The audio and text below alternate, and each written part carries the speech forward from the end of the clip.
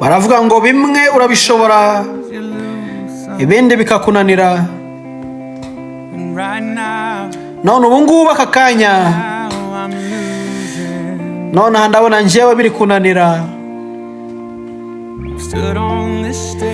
Najyaga mpagarara ahantu amajoro menshi nibutsa ba bandi bafite imitima itenebutse ko bizagenda neza, ariko none aha ngaho ubu rwose aka kanya sinabishobora.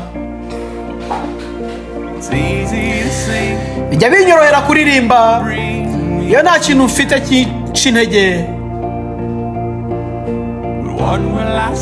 Gusa noneho navuga iki mu gihe naheranwe n'ikibatsi cy'umuriro nk'iki ndimo none aha ngaha? Ndabizi wabibasha kandi ndabizi wabishobora. Ushobora kunyiza ukamvana muri uyu muriro ukoresheje ikiganza cyawe gikomeye, ariko kandi nutanabikora ibyiringiro byanjye bizakomeza kuba wowe wenyine.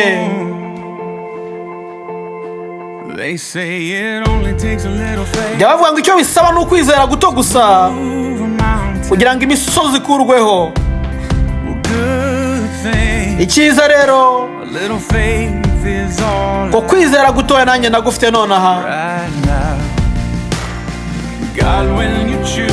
Mana nuhitamo ngo imisozi ntinyeganyege ngo ikurweho,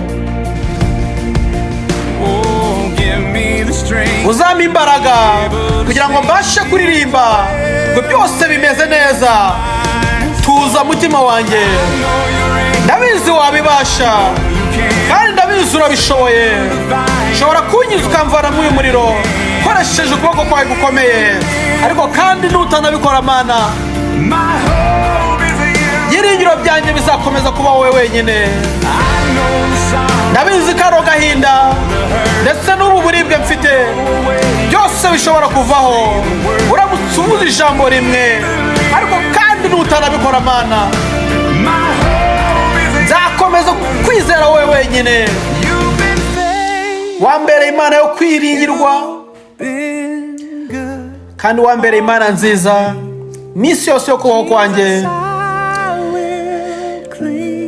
Yesu, nzakomeza kukwishingikirizaho icyaba icyo ari cyo cyose, kubera ko ndabizi ko ibura bishoboye. Ndabizi ko wabibasha, ndabizi wabibasha, ndabizi urabishoboye.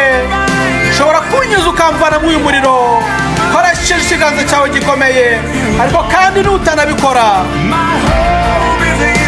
ibyiringiro byanjye bizakomeza kuba wowe wenyine.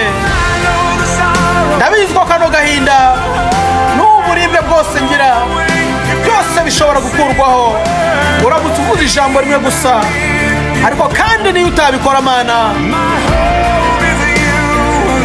ibyiringiro byanjye bizakomeza kuba wowe wenyine.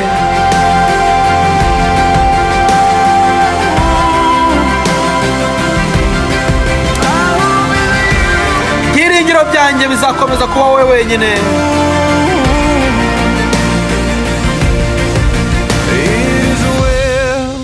Ko nzaririmba ni mutima wanjye tuza byose bimeze neza,